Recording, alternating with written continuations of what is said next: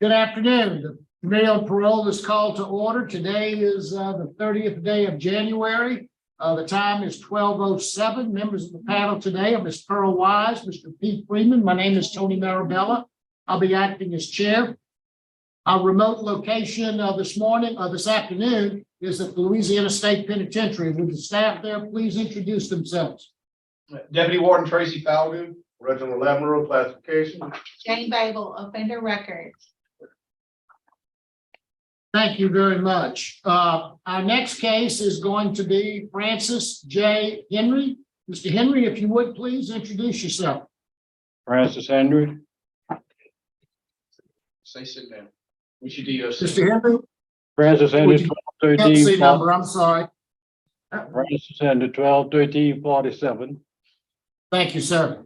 Mr. Henry, let me explain our process to you. First, I'm going to read some information into the record, and then the board is going to conduct a parole interview with you.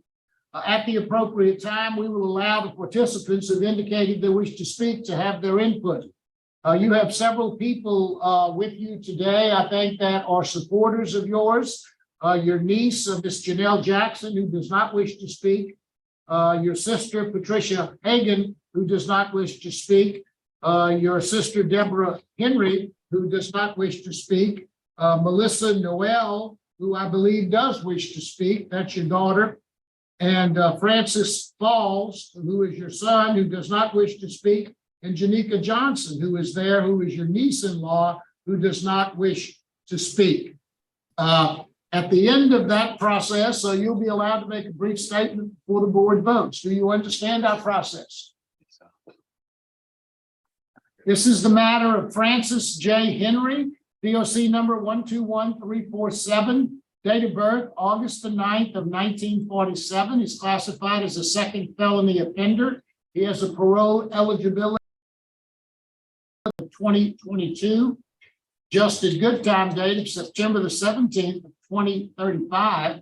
He has a full term date of March 17 of 2085. He was originally sentenced to life for second degree murder, and on October the 20th of 2022, his sentence was commuted by the governor from life to 99 years with immediate eligibility for parole. Mr. Henry, does all that sound accurate? Yes, I sure do.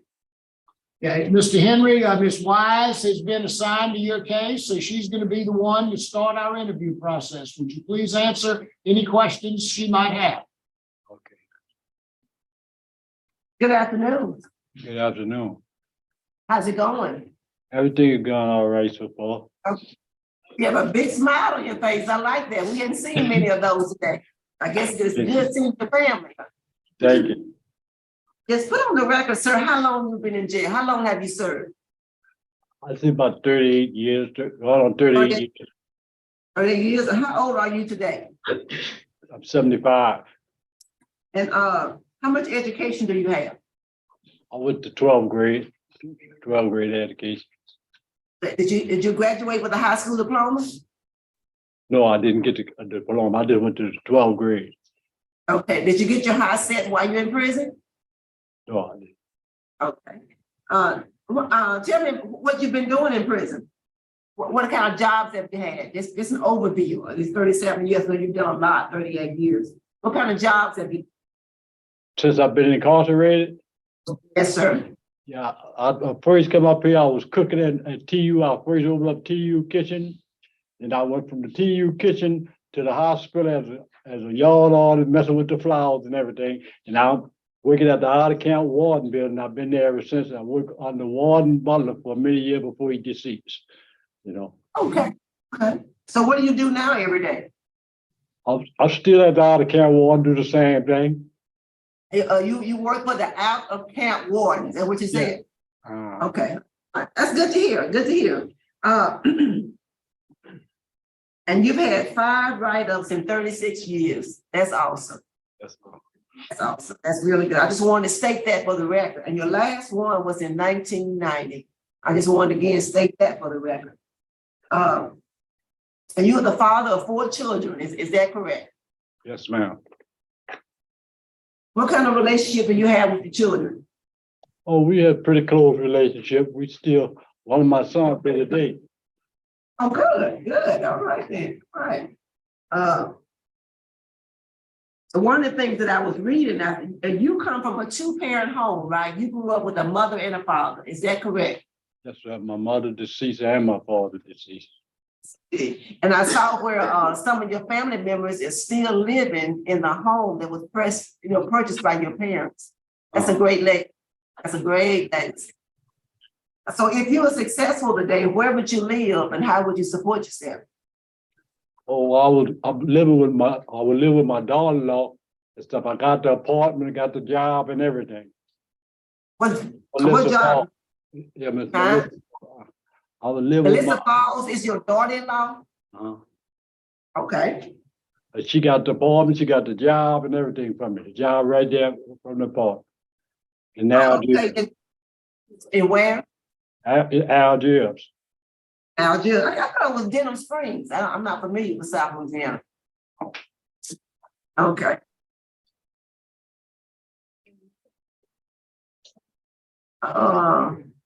Let's talk a little bit about that offense.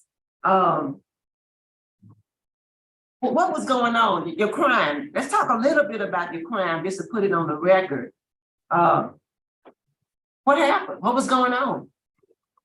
Oh, it was supposed to be one of my friends at the time, and she tried to mess with my stepdaughter. She tried to molest her and stuff, so I went to question him. He pulled out a little knife. I already had a knife. I wound up sticking it with a knife and shit. So, what proof do you have that he was trying to mess with your stepdaughter? He had broke into the house. Had come into the bathroom, wonder what she was, How old was your stepdaughter? At the time, she was 17 or 18, I think. Oh, okay. So she told you. So you knew firsthand. Yes, ma'am.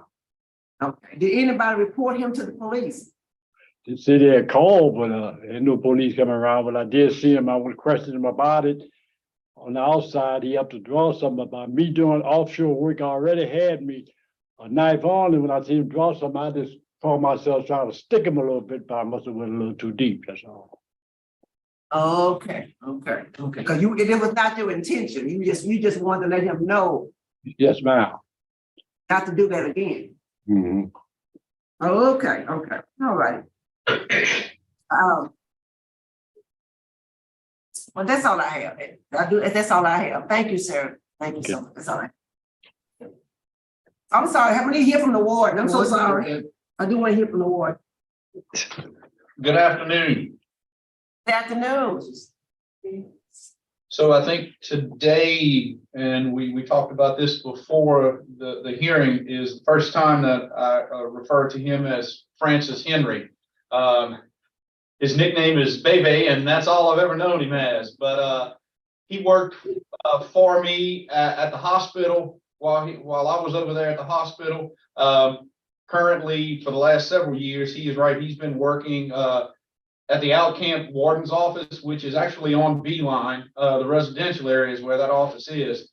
He takes care of all of the grounds around there. Last write-up was in the early 90s. Have never had any issues with Francis. All right. Thank you, Ward. Any other? Mr. Francis, did you drink alcohol or take drugs when you were on the street? I used to drink every now and then, not too much drugs, Yeah, how often you say you drank? On weekly occasions like that, around holidays and stuff, Okay, you were There you was no drinking? constant alcohol. No, it wasn't no constant alcohol. Always trying to keep myself occupied. You also had another attempted murder charge in 1967. No, that's a long time ago. Do you remember what that was about? Attempted murder in 67. In New Orleans. They said, with who? They doesn't even say what the disposition was. I was just wondering if you remembered it. No, I don't remember. You say it's 67? I remember I got shot in 67 during the, but they hooked me up with the 10 murder. I got shot in my home. It should mean the dude had a few words, you know. That might have been during that, probably. Okay. We'll hear from Melissa Noel. Yeah. Yeah, Noel, you yeah, wish to speak? yeah. Ma'am. Y'all can hear me? Yes, ma'am, we can. You can keep seated. We were able to see your face when you sat down. Oh, they're perfect. That's good. Yeah, great. My name is Melissa Noel. I'm his ex-daughter-in-law. My grandmother used to say that it takes a village to raise a child. Well, my experience as me having a second chance program with my company, it takes a village also to help someone in my father-in-law place to succeed in society. As you can see here today, we have just a little of that village that came up here, but there's a whole lot of village. He's going to stay with me and to say, I do have a house in Denham Springs, but I also have property in New Orleans. So that's probably why I have that, right? And he's also going to be working for my company, so he will have stable employment. He will have a place to stay. He's going to stay with me until I know that he's okay, but I do have an apartment for him to move in. Thank you very much, Mrs. Noel. We appreciate your comments. And one last little thing. If y'all really Sure. want to make me happy, Thursday is my birthday and I'll be 52 years old. So this would be the best present to take him home today. Mr. Henry, is there anything you'd like to say before the panel votes? No, sir, I'm all right. I feel better now. Ms. Wise? Mr. Henry, I do want to state that probation parole did reach out to the victim's family to get their input. They said that they were not going to participate today, and didn't want to make any comments. They were going to trust the wisdom of this board. Okay. And I just think I want to put that on the record because they are a vital part of our process. My vote is to agree. Because of the positive comments of the board, your good institutional record, your outstanding transition plan, the family support that you have. And I would, and for a special condition, I just would like to see you just share your testimony from time to time. Share your testimony. That's all I have. Thank you, Ms. Wise. Mr. Freeman? I concur with Ms. Wise also. Happy birthday, Ms. Noel. My vote likewise is to grant you parole with the same conditions to share your testimony.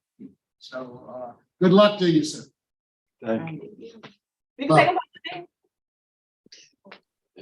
you. Look, they got a couple papers. She won't know she can take it. Oh, okay. We'll take care of that explanation on this end. Okay, the time is 12:21. Warden Paldue, thank you so much for your help. Thank you. We'll be adjourned at 12:21 from Louisiana State Penitentiary.